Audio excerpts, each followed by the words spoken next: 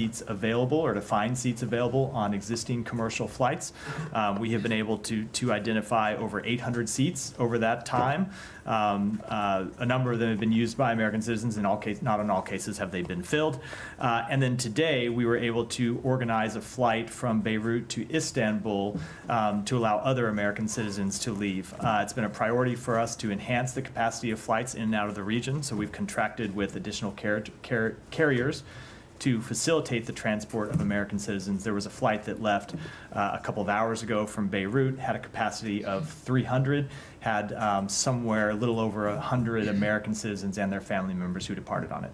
Okay, thank you. And just one final question. There's been reports of an American citizen killed in Lebanon. Can you give us any? We have seen those reports. It's our understanding that it was a legal permanent resident, not an American citizen. But we obviously offer our sincerest condolences to the family on their loss. Sorry, just on the flight. Yeah. Flights, excuse me, from Lebanon, from Beirut. There was just one flight today Just one flight today. And I should add, to Istanbul. let me just add for context, we do hope to organize additional flights in the coming days, depending on demand. If there is demand for those flights, we hope to organize additional flights. I won't be able to announce them in advance because oftentimes you understand, of course, how difficult the situation is, and times that we'll hope to have flights and won't be able to get them in or out for whatever reason. But I will be able to, after they have occurred, come here and talk about it. Okay, and then you said since September 28th, you managed to secure about 800 seats on existing flights, not contracted correct, flights, but existing flights, right? But you don't have any idea how many people actually took advantage of those seats? I don't. I can try to follow up after the briefing and see if we And can get the exact number. those are all, those 800, so 100 seats that you had secured were on Middle East Airlines? Correct. It's the only commercial carrier currently Right. flying out of Beirut. Okay, and are there plans for more of these contract flights? We are going to look to organize them in the coming days. We're going to keep trying to do both lines of effort. Identify seats on existing commercial flights, and then to the extent there is demand, and we do expect there will be demand at least for the next several days, and then we'll monitor as we go forward. We do expect to organize additional flights out of Beirut. Okay, and then when you mentioned earlier about the Secretary's call this morning with the Quint, I believe it was. Correct. I'm sorry, I missed that. Yep. You also said that you guys are still in touch at a variety of levels with the Israeli government. In terms of the Secretary's conversations, when was the last time he spoke to either his counterpart or Ron Dermer, or was it last week? Yesterday. In New York? Yesterday. Yesterday. Okay. So, and what was the result of that? So the Secretary, along with other members of the administration, had a number of phone calls with the Israeli government yesterday. Obviously, the Secretary was joined the President virtually from here during the attack to monitor the attack, and then participated in a number of calls with senior Israeli government officials. We are talking with them about their response and what their response will look like.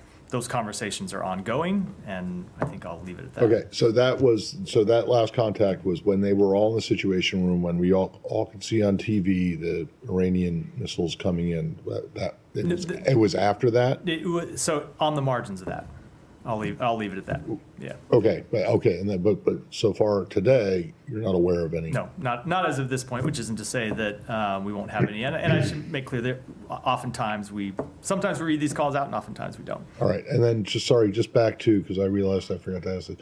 Do you have, whether it was on these flights from the 28th, from last week, and plus the 100 or so who were on this other flight today, do you have any idea of how many American citizens have actually left? I don't. I can see if we can get that information. On the flight today, it was somewhere a little over 100, but those aren't all American citizens. Some of those are American citizens. Some of them are family members who are not American citizens. Fair enough. Thank you.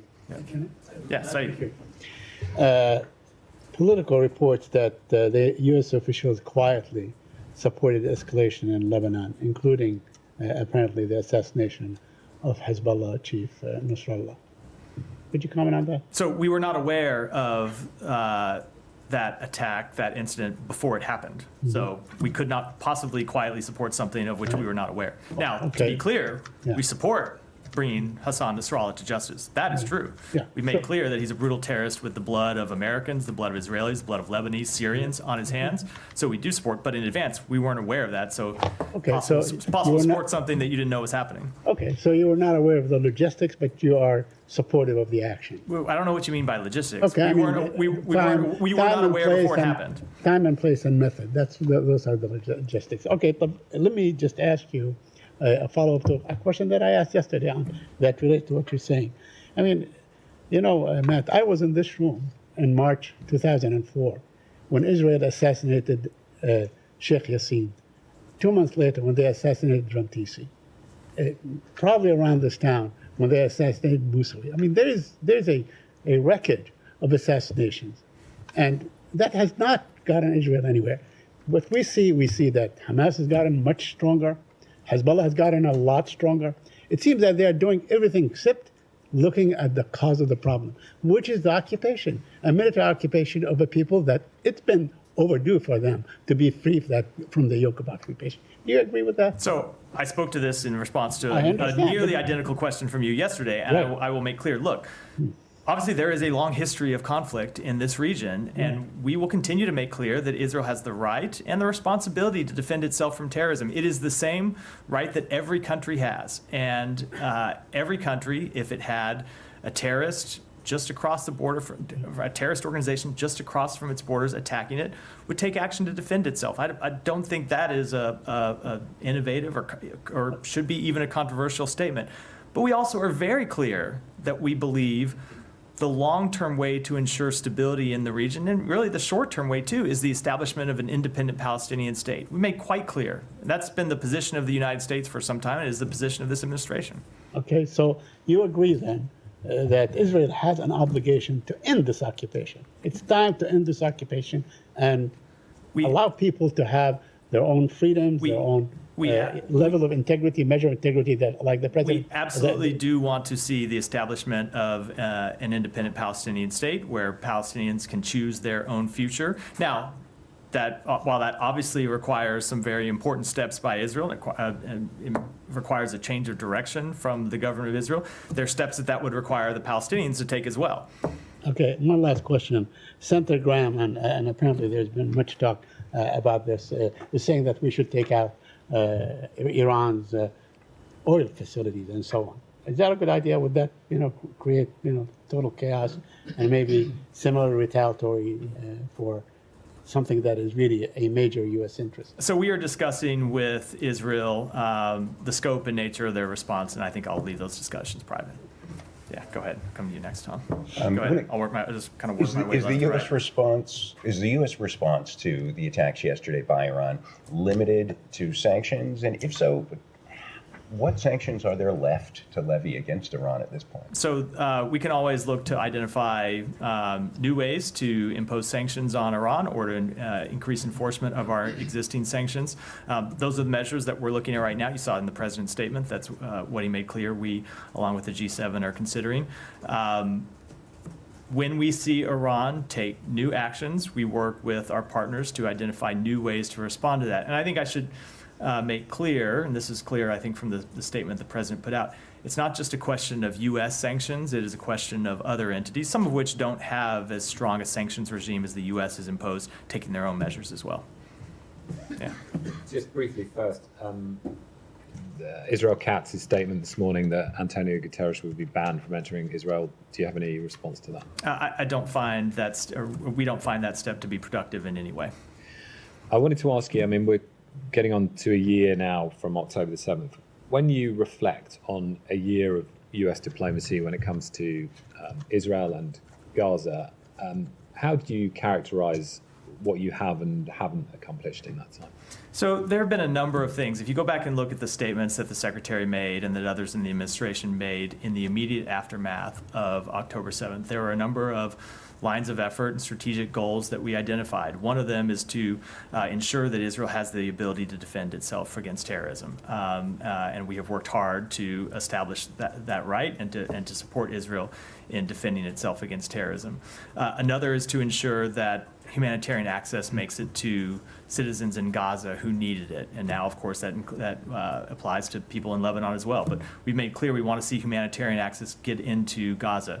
And while that, of course, has been a very difficult process and with lots of hurdles and obstacles, I think it's through the intervention and the involvement and the hard work of the United States that we've been able to get humanitarian assistance into those in Gaza, which is not to say that this is whenever I talk about this, I never want to make it sound like it is a game over, mission accomplished. It is very much not. It's an ongoing process. We were constantly having to break through new hurdles and find additional ways to get humanitarian assistance in.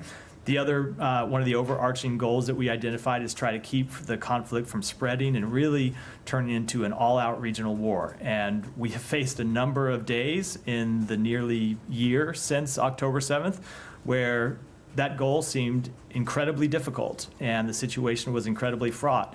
And through a combination of diplomacy and deterrence, we have been able to calm tensions when they've been threatening to spiral out of control and prevent the outbreak of an all-out regional war. And now, obviously, is one of those times where we're, again, at a very fraught moment. We're going to continue to pursue diplomacy and deterrence to try and prevent escalation into that full conflagration. I mean, you're very well aware of the very loud criticism there has been, particularly over humanitarian aid and on the failure to reach a ceasefire and hostage release deal. But I mean, on that final point about regional war, it feels much closer now than it has been. I mean, do you see this process and your diplomacy over the last year as a success? So I will say, with respect to the question about all-out regional war, I was getting those same kinds of questions in April when it looked like we might be very close to a direct war between Israel and Iran. And I made clear at the time, and others in the administration made clear at the time, that while we never make any predictions about what the future is going to hold, we were going to spend all of our time working through diplomacy, through deterrence, through the relationships that we have built with our partners in the region to try and prevent an outbreak of that full regional conflict. And we were successful then, and we're continuing to pursue that today. It's not to say that tensions aren't high. Obviously, this is a region where tensions have been high going back decades. It's not something that started on October 7th. It's not something that, that started at the beginning of this administration. So I will let others pass judgment on the success of our efforts. I will say that from our standpoint, we will continue to work to try to advance those goals. And I would also say, when it comes to humanitarian, getting humanitarian assistance into Gaza, yes, of course, the results have not been sufficient. The outcomes have not been sufficient. There are things that we're trying to improve all the time.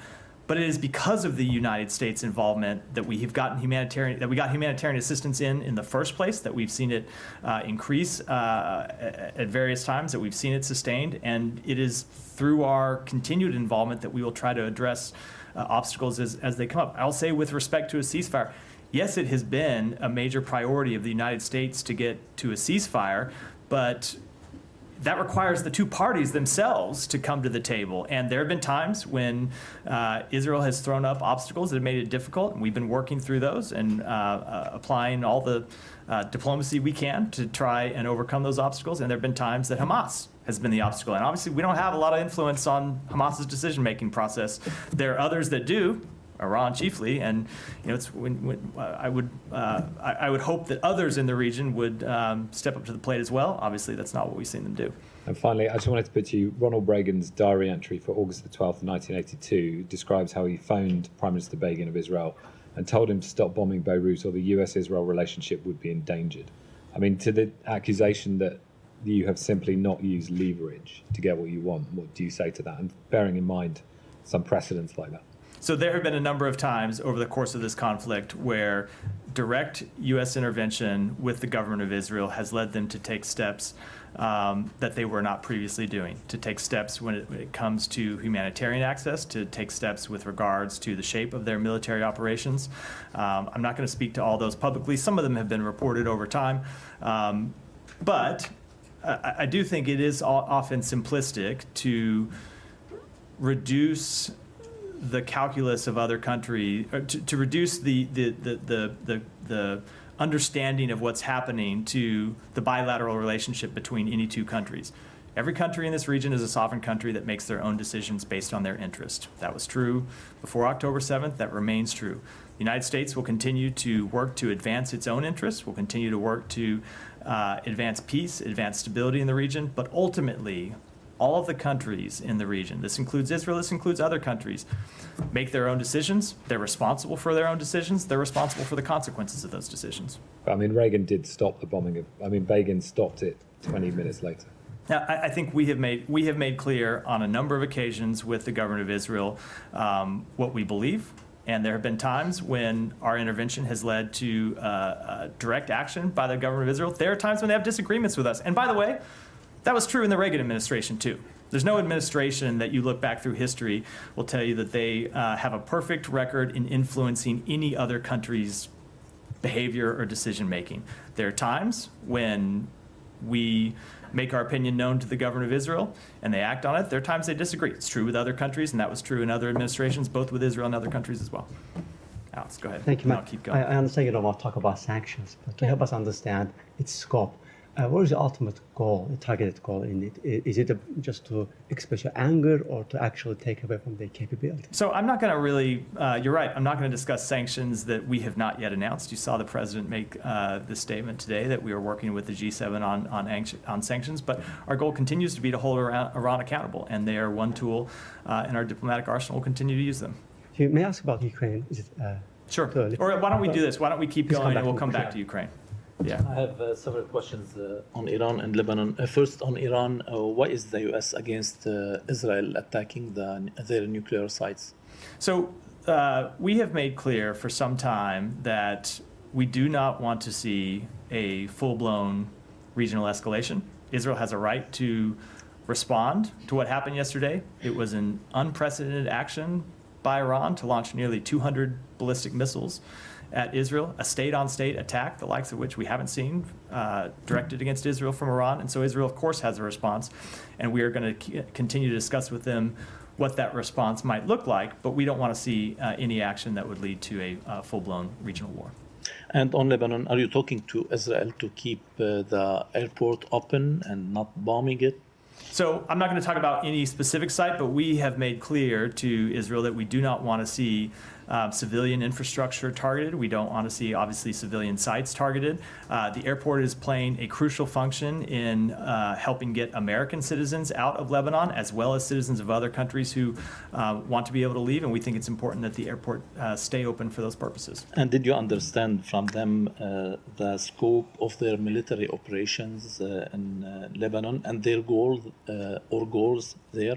So we have obviously had a number of conversations with them about that, but I don't think it's appropriate for me to speak to those conversations. Those are private consultations between our two countries. To the extent they want to publicly discuss their operations in Lebanon, I think it's appropriate for them to do so, but it wouldn't be appropriate for me to do so. And is the ceasefire offer still on the table, or it's already? We ultimately do want to see a ceasefire that leads to a diplomatic resolution. That has been, we have been clear that that's how we see this conflict ending. Now, we do support Israel's right to target members of Hezbollah, to target Hezbollah infrastructure, but yes, we do want to see a diplomatic resolution. And my final question, do you trust the UNIFIL and the Lebanese army to implement the 1701 UN Security Council resolution in the future? We do believe they are both very important actors for ensuring stability, for ensuring the full implementation of that resolution. Obviously, if you look at the long history since that resolution was adopted, we've seen Hezbollah refuse to comply with its obligations. And so we would call, again, as we have over many years, going back, predating this administration, for Hezbollah to pull back from the border, to comply with the requirements of 1701. And UNIFIL and the Lebanese Armed Forces play a very important role in ultimately implementing that resolution. I would just say, the only thing I would say is that we are in the middle of a dynamic situation right now. Obviously, for some years, you've seen this difficult situation where the LAF and UNIFIL were not fully able to enforce that resolution because of the presence of Hezbollah forces who just refused to fulfill their obligations. We are in a dynamic situation right now. It's hard to say how it's going to shake out, but look, ultimately, what we want to see is that resolution implemented. Thank you. First, I want to press you on your answer to Tom. Israel declaring the Secretary General of the United Nations a persona non grata. We're not talking about the head of UNRWA. We're talking about the head of the UN itself. You said, your answer to him, you said that's not productive. You don't think that this is delegitimize an international body that provides an essential work, humanitarian work for civilians during this current war, whether it's in Gaza or Lebanon? But we don't think it's a productive step at all, precisely because of the reasons you identify, which is the UN does incredibly important work in Gaza. It does incredibly important work in the region, and the UN, when it's acting at its best, can play an important role for security and stability. So we think it's important that Israel be able to engage with the UN. One of the things we've always said that Israel needs to be cognizant of throughout this conflict is its standing in the world. And steps like this are not productive to improving its standing in the world. Sure, but do you condemn it? I mean, my point is, can you use any leverage to reverse this decision? Because I have made clear. I don't always like when people put other words in my mind or in my mouth. I've made quite clear what we think about this, and let's see what happens moving forward. Okay. The second question is. The Secretary and you often say that Israel has the right to defend itself, but how it does it, it matters. So this morning, there were 6 first responders were killed in Lebanon, civilians. In Gaza, it's over 40,000, 70% are women and children. In Lebanon, is 1 million people are homeless. So when he says how it matters, if there's no consequences in Israel, doesn't his word carry no weight? Does it mean that it's really a statement for public consumption? No, absolutely not. Why? Absolutely not. Look, wars have horrific consequences. They always have. They always will. And these wars have had horrific consequences for the people of Gaza and now for the people of Lebanon. It is why the U.S. has worked so hard to try to reach a diplomatic resolution to the conflict in Lebanon. And what you saw going back months is Hezbollah refusing to stop its attacks on civilian targets inside Israel. It's why we've tried to reach a ceasefire agreement in Gaza that would ultimately lead to the guns being silenced, hostages coming home, humanitarian assistance surging in. We will continue to pursue both of those things. But in each of these cases, it is just a little more complicated than the question concedes. It is more complicated when you have terrorist groups that hide inside civilians. When you look at the death of Hassan Nasrallah last week, where was he? Was he on a military compound? Was he on a compound that Hezbollah built where there were only members of Hezbollah? No, he was underneath a civilian apartment building. And when you look at what has happened over and over again in Gaza, you've seen Hamas hiding not just in apartment buildings, but mosques and schools. Now, we've been very clear with Israel that doesn't lessen their obligation to do everything possible to be mindful, to minimize and reduce and eliminate civilian casualties, but it's an extremely tough situation. It's every military in the world would face extremely challenging circumstances trying to take on a terrorist organization that was committed to targeting civilians, not just targeting members of the military, but targeting civilians.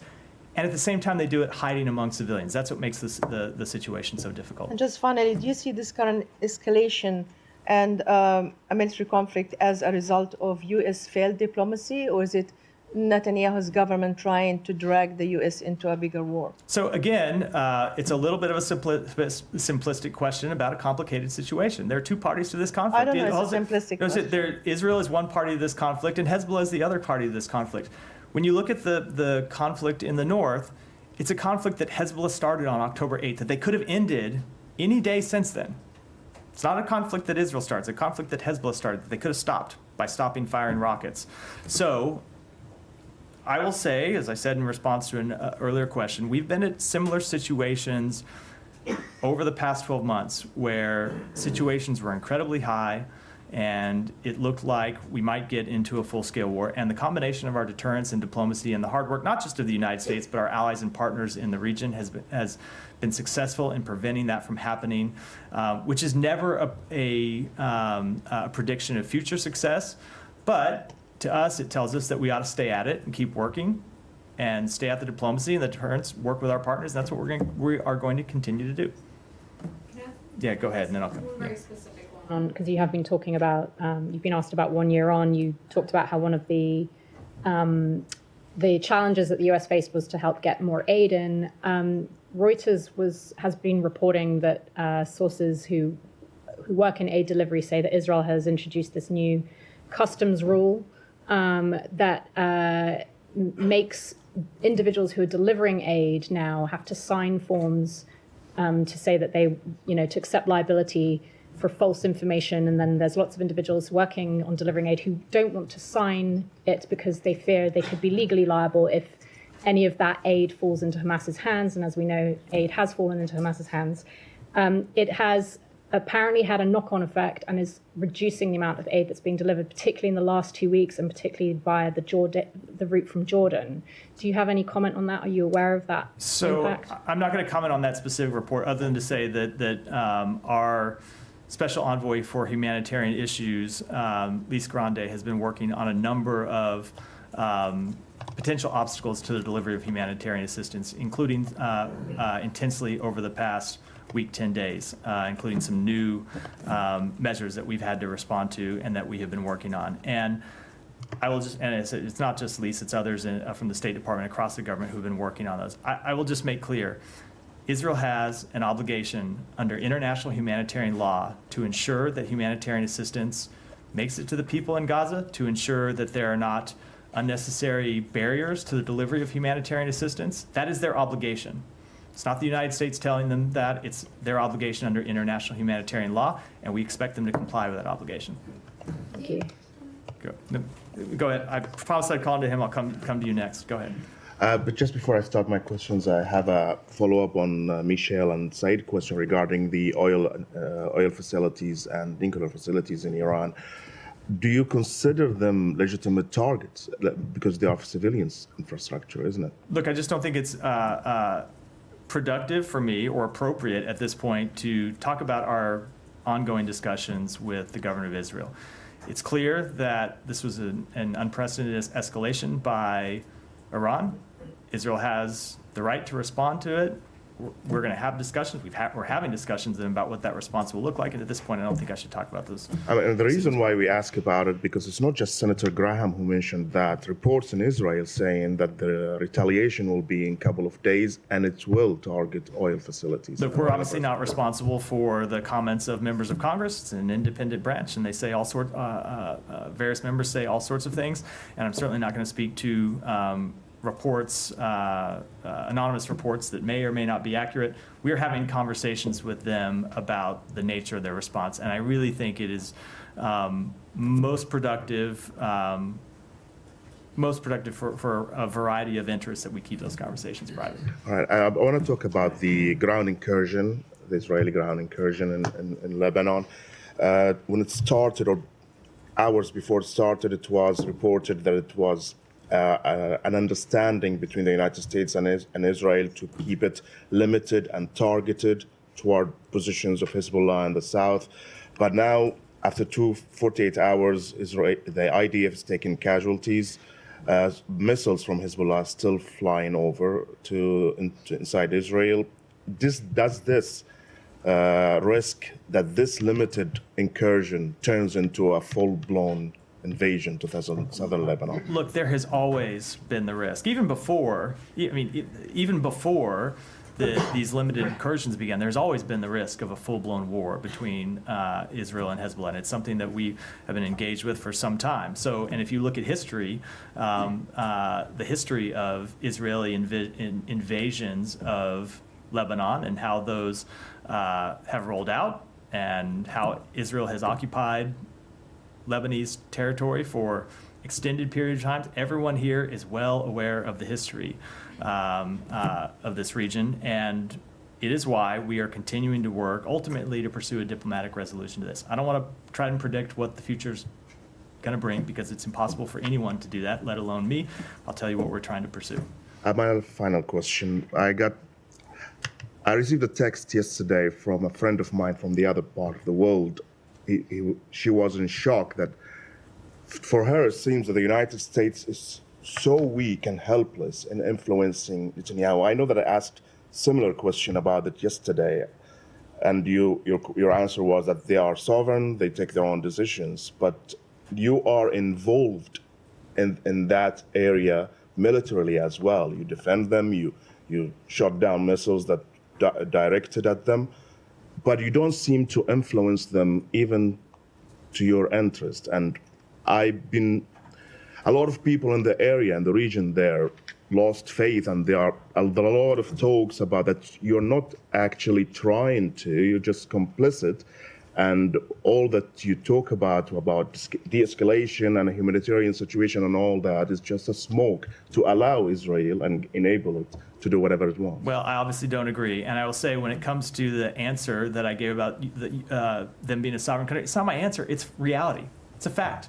Israel's a sovereign country. Every other country in the region is a sovereign country. There is no country in the world that the U.S. dictates to how they conduct their security policy, how they conduct their foreign policy. We present what we believe are in the best interests of the United States, what we believe at times are in Israel's interest, what we believe are in the interests of other countries in the region. But as I said, ultimately Israel has to make its own decisions, and they have to bear the consequences of those decisions, for good and for bad. And there have been a number of decisions they have taken we have agreed with. There have been a number of decisions they have taken that we disagree with.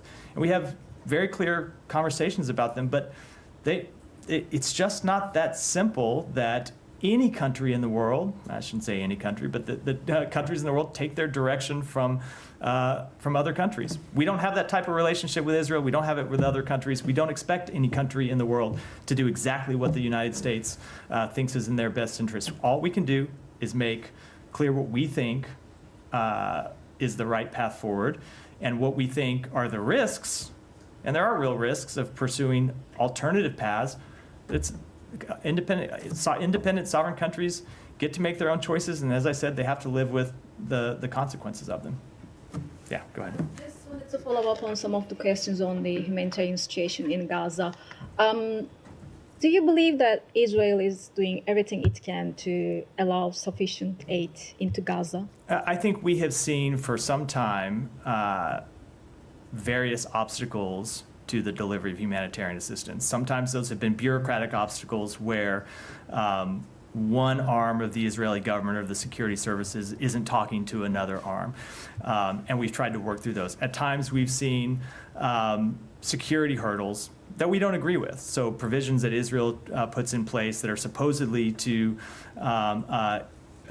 improve security inside Gaza that we actually don't think will have that effect, and that we think are counterproductive. And we engaged with them to try and get those measures reversed, or in some cases modified. Sometimes Israel has very real concerns about smuggling, or they have concerns about diversion, and we work with them to try to make sure those concerns are addressed, but in a way that doesn't keep humanitarian assistance from coming out. And do you have any update on the number of trucks entering Gaza and Israel? I don't. I know the UN makes that number available every day. I don't have it at my fingertips here.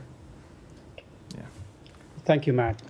Since the killing of Hassan Nasrallah, the mood in Iraq is the mood of anger and mourning.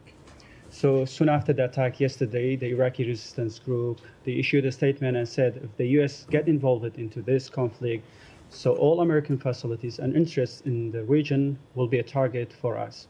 And how do you view this, and what response do you have for this resistance group in Iraq? So we have made very clear a couple things. Number one, that no entity in the region should use this moment to target American interests, and that we will defend American interests and American personnel in the region.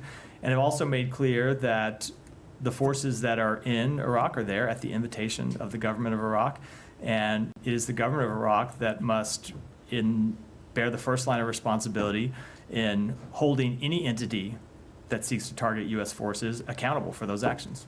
And some Iranian-backed elements in Iraq get involved into this conflict. They joined the Houthis and the Hezbollah in attacking Israel. So there's a big fear in Iraq and in the region that Iraq might be the next destination of this conflict. Do you have the same fear, and what will the U.S. do in preventing the expansion of this conflict into Iraq? Well, so we are going to continue to pursue diplomacy and deterrence to try and keep it from expanding. But I would say we, of course, have been concerned for some time about the various proxy groups that Iran funds, arms, and controls throughout the region. That includes in Iraq. The Iranian proxy groups inside Iraq that play a major destabilizing force inside that country. And so we will continue to defend our interests there, and we will continue to work to try to lower tensions. But of course, we're concerned about the role that proxy groups play inside Iraq. So, two really brief things. Yeah. I remember Camilla's question about an American being killed was that in the West Bank or in Lebanon? In Lebanon. Okay, and it's an LPR. It's an you're in, legal. Not yeah, an American. Not an American citizen. That's the only one that you're aware of, right? Correct. Okay, and then secondly, just on the whole PNG and Guterres thing, you said that you didn't think this was helpful in any way. Well, why? Are you aware that the Secretary General wanted to visit Israel? so- Do you know when the last time a Secretary General visited Israel? So I am not aware of any upcoming travel by the Secretary General to Israel, but in any event, even aside from the question of travel, it's just not, I think, a productive step for Okay, Israel well, what to about be the engaged in Russians that kind of banning activity. people like you from ever entering? Is that not productive? I mean, you have no intention to go there. Was there? So I can imagine that you would say, well, this is pointless. Oh, too bad. I'm not going to be able to go to Sochi on my next vacation. But obviously, this is a little bit different. Yeah. Do you think that this decision by the Israeli foreign minister is going to make any difference in, negative difference in the diplomacy that's going on? Probably not. Probably not. Probably not. So then why? I don't understand why. Why do you even care? Because one of the things that we have made clear for some time is that Israel has to think about a number of things as it handles its relations with the world, as it handles these conflicts. One, of course, is its security situation. Another really important one is its standing in the world. And steps like these just aren't productive and not helpful to improving Israel's standing in the world. Okay. You might recall that in 1973, a former UN Secretary General named Kurt Waldheim did visit Israel. And you remember what his history was, right? So I do remember his history. I can't say I recall that specific incident. I wasn't alive yet. Well, Didn't miss it by a well, lot. he did, but the Israelis let him in and whatever. So, yeah. Okay. All right. Can I just follow up just on Sure. one point on that very briefly, but just to ask if you're aware, because Philippe Lazzarini of UNRWA, and I asked him about this at UNGA, United Nations General Assembly, about visas for lots of UN workers in Israel. And he talks about a lot of restrictions, not just UNRWA, but other UN agencies. People are really, having limits put on visas, some not being able to get in, a month or 2 months at a time, which appears to be having quite a big impact. I mean, are you guys aware of that? Are you saying anything? Yeah, it has been an issue for some time, and on a number of occasions we have intervened with the government of Israel to get visas approved so humanitarian workers could make it into Israel and ultimately to visit Gaza. It has been at times a problem, and we have intervened directly to make clear that humanitarian workers need to be allowed in to do their job and have seen their visas approved. That's not to say in every case they've had visas approved, but in a number of cases we have seen that happen. Yeah. We only have time for. Let me come to Alex. I said I'd come here, and then we have to wrap in a few. Thank you. A couple of questions on Ukraine. I want to start with the reports about the largest mass execution of Ukrainian POWs in Donetsk. Do you have any reaction? Ukraine started investigation. So, they have murdered 16 of them. So we have seen the reports. I don't have any independent information with which to confirm that. I think it's appropriate that Ukraine conduct the investigation that they've announced, but obviously speaking generally, we've seen Russia commit horrific acts since the beginning of this conflict.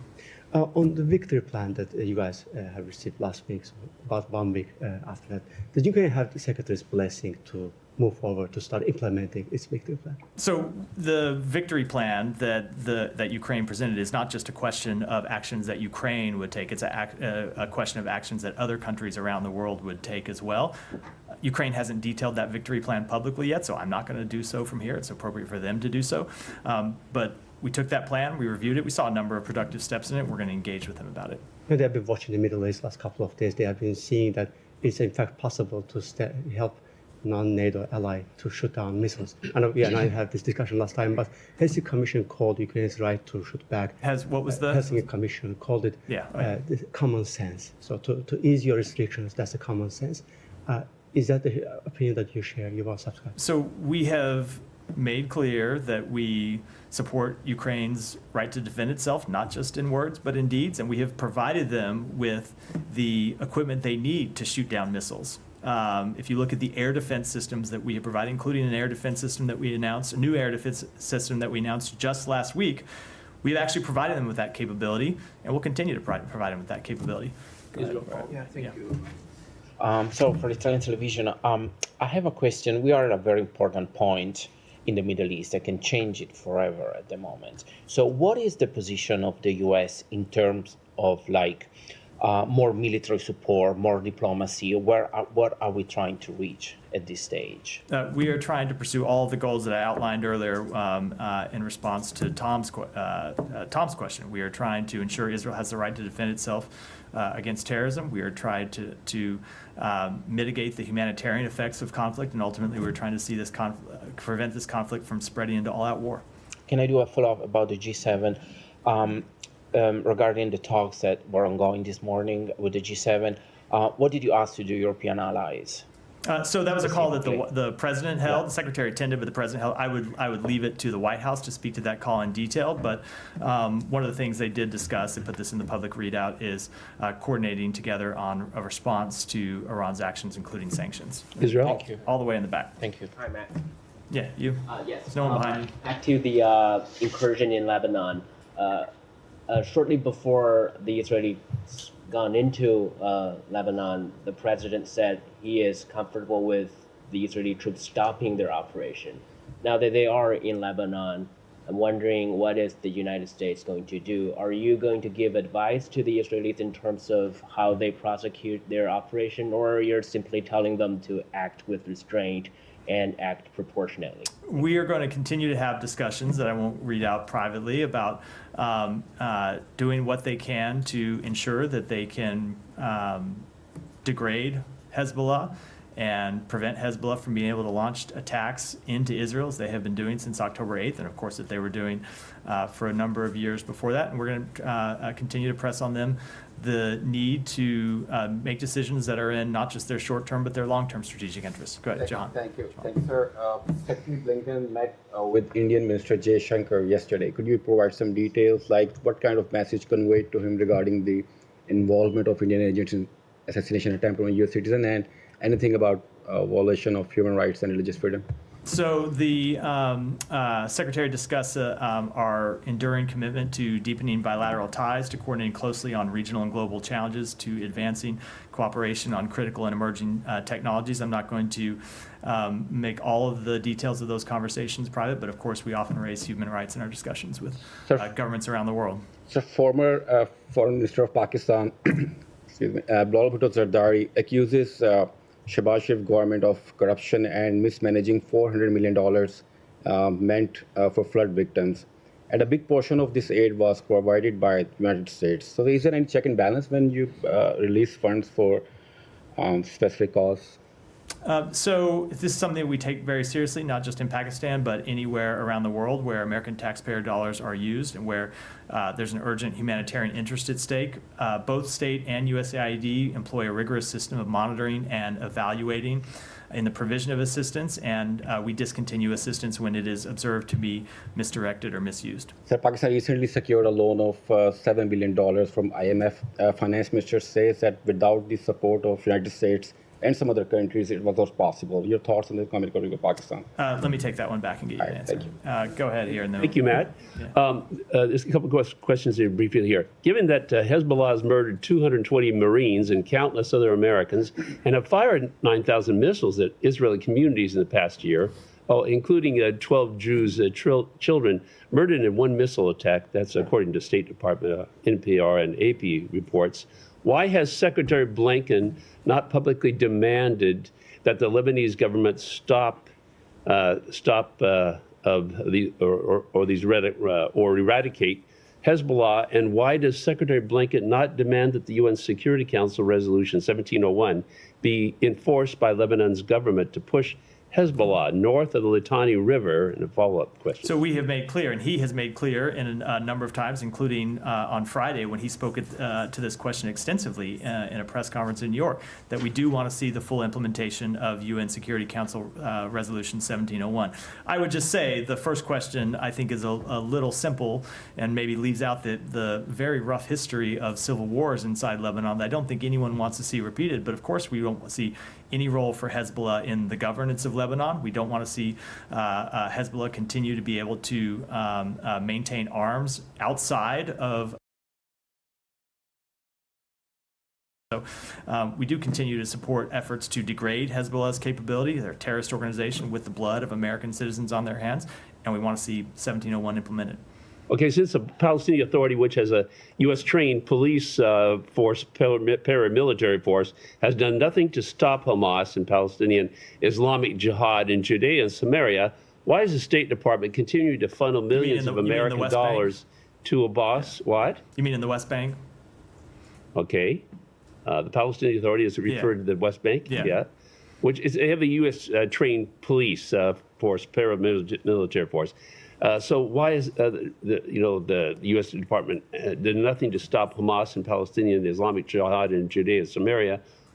Why specifically does the State Department continue to fund millions of American dollars to Abbas and the Palestinian Authority?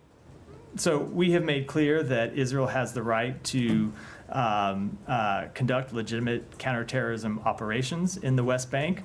But when it comes to the Palestinian Authority, ultimately the role that we have seen the Palestinian Authority play in the West Bank is a role of providing stability. And if you look at the security situation that Israel has faced with challenges in Gaza, with challenges on its northern border, the last thing that is in Israel's security interest is further instability in the West Bank, which is why on a number of occasions we have made clear to Israel that they should not take actions to undermine the Palestinian Authority, and in fact should take actions to strengthen and bolster the Palestinian Authority, because it's key to Israel's security interest to do so. Okay. Let me move on. I've got time for a couple more. Go ahead. Thank you very much, Matt. As you heard about the Prime Minister corruption, she has a niece as well that is also known for corruption, and you had called her a milestone. CPJ on June 11 said about the press laws condemnation they issued against the milestone lady. The other day there was a protest. She arrested her, the police under her arrested an 80-year-old woman for protesting and put her in a physical remand as well. And she ordered $20 million vehicles while the government is begging for money. $20 million vehicles were purchased for government officials. I just want to give you opportunity once again to take that milestone. So I'm just to say I apologize sometimes, because I know this is often my answer to your questions. I am not tracking any of the details that you laid out for me here, so of course I'm not able to comment on them. Okay, there's this one extremely popular scholar named Dr. Zakir Naik, who has been literally kicked out since Prime Minister Modi took over in India. He's visiting Pakistan right now, and he has floated this idea while looking at this whole Middle East situation that the Muslim countries should also have something on the lines of NATO. Would the U.S. support an idea like this, where at least the Muslim countries, whether it's one Muslim country like Iran is doing some? So I haven't seen any serious proposals along those lines, and I think it's well, I'll leave it at that. Okay, just one last question. Just one last question. Balochistan Bar Association president yesterday said that the Chief Justice should not get extension beyond 25 October. Today there was a big lawyers' protest rally outside Supreme Court. This extension in the judiciary, does the U.S. at all look at it with weird or no? These are ultimately questions that are for Pakistan to decide. With that, we'll wrap for today. Thanks so much, everyone. Matt.